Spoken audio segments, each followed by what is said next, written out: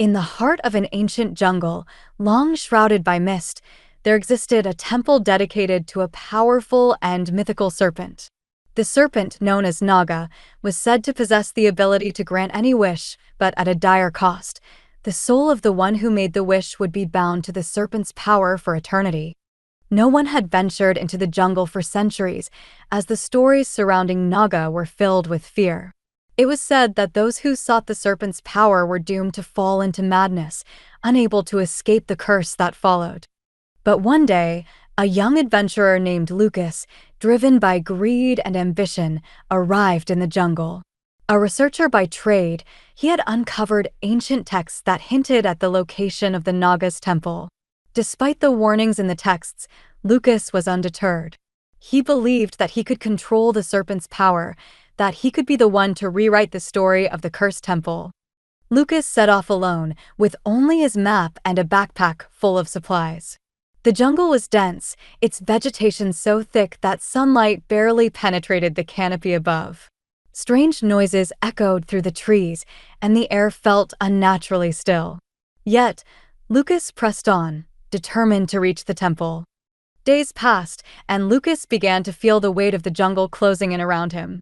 His food supplies dwindled, and the oppressive silence grew more unsettling.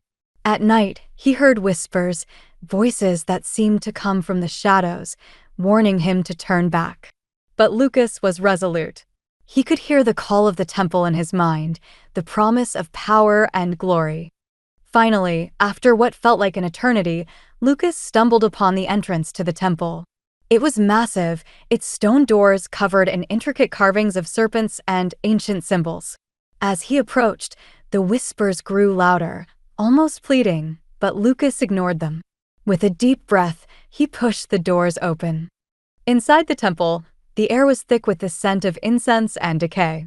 Ancient torches flickered along the walls, casting eerie shadows across the stone floor.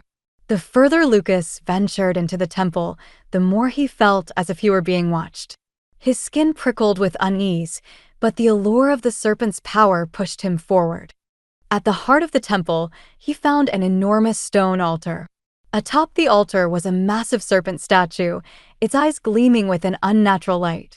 The serpent's mouth was open, revealing sharp fangs, and a shimmering gemstone rested within its mouth. Lucas approached the altar, his heart racing. The gemstone seemed to pulse with energy, drawing him in. As he reached out to touch it, the rune darkened, and the serpent's eyes began to glow. A voice, deep and hissing, echoed in Lucas's mind. "You seek power, but you do not understand the cost. What is it you wish, mortal?" Lucas hesitated for only a moment before speaking his wish aloud.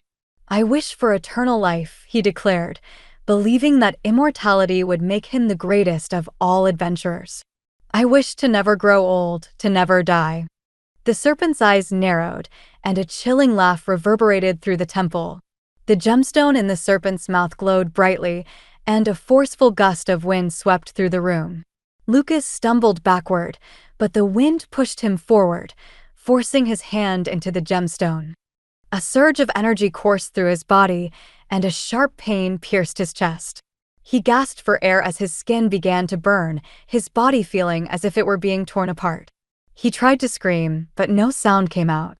The serpent's voice echoed once more. "The curse has been placed. You shall live, but your soul will be bound to me forever." Lucas tried to pull away, but his hand was stuck in the gemstone. He felt his body growing weaker as the serpent's power drained him.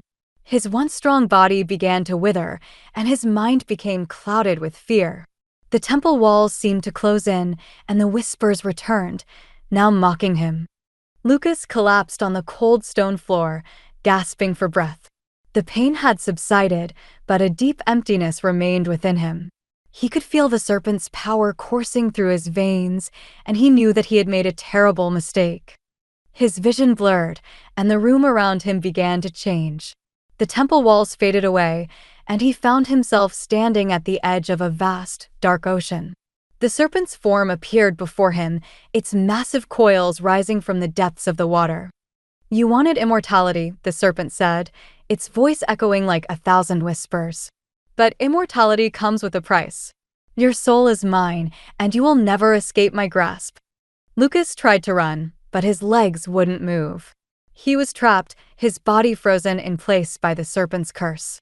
The ocean surged around him, and the serpent's gaze locked onto his, its eyes filled with both pity and amusement. "You are now one of my many followers, bound to this world for all eternity," the serpent continued. "Your life will never end, but neither will your suffering." Lucas stood frozen at the edge of the dark ocean, the weight of the serpent's words sinking into him like a heavy stone. Time seemed to stretch endlessly as he was forced to witness the world around him change, seasons passing in an instant. He could see the centuries blur by, civilizations rising and falling, but no matter how much time passed, Lucas never aged. He watched as empires crumbled, cities burned to the ground, and the world he had known gradually faded into history. But he remained the same, locked in this never-ending cycle, bound to the serpent's curse. The ocean roared violently as the serpent's shadow loomed over him. "You cannot escape, mortal," it hissed. "You're mine, forever." Lucas tried to speak, but his voice was lost to the winds, swallowed by the vastness of the cursed realm he had been forced into. He realized that this was his eternity now, an endless prison of time. For what felt like an eternity, Lucas drifted in the prison of time, watching the world pass him by without ever truly participating. He felt the weight of his loneliness and regret settling heavily on him. But in the midst of this torment, a flicker of hope began to form. One day, while gazing at the horizon, he saw something different, a small, glowing figure in the distance. It was a woman, walking towards him with purpose. As she came closer, the air around her seemed to shimmer, and for the first time in ages, Lucas felt a sense of connection. "Who are you?" Lucas asked, his voice filled with wonder. "I am Maya," she said, her eyes sparkling with an inner light. "I have come to break your curse." Lucas stared at her in disbelief. "How can you?" "The serpent's power is unbreakable." Maya smiled gently. "Not unbreakable, just misunderstood." She extended her hand toward him. "Come with me, and I will show you the way out." Maya led Lucas through the shifting landscapes of the cursed realm, her presence seeming to ward off the darkness that had engulfed him for so long. The ocean began to recede, replaced by fields of bright flowers and lush greenery. "The serpent feeds off your regret, your desire for power," Maya explained as they walked. "To break the curse, you must let go of that desire and surrender to the light within yourself." Lucas looked down at his hands, still trembling from the serpent's curse. "But I have nothing left. My soul is broken." "You still have hope," Maya said. "That's all you need." They reached the center of a vast temple where a glowing orb rested on an ancient pedestal. "Place your hand upon it," Maya instructed. "Only then will you find redemption." Lucas hesitated, but with Maya's encouraging words, he placed his hand on the orb. The light pulsed, and for the first time in centuries, Lucas felt warmth in his chest. The light around the orb grew brighter, enveloping Lucas in a blinding glow. He felt the serpent's grip weakening, its power receding as the light within him grew stronger. Memories of his past, his youthful dreams, his joy, and his pain flooded his mind. The curse that had bound him for so long was lifting, piece by piece. The serpent's voice echoed in his mind, a final, desperate warning. "You cannot escape me."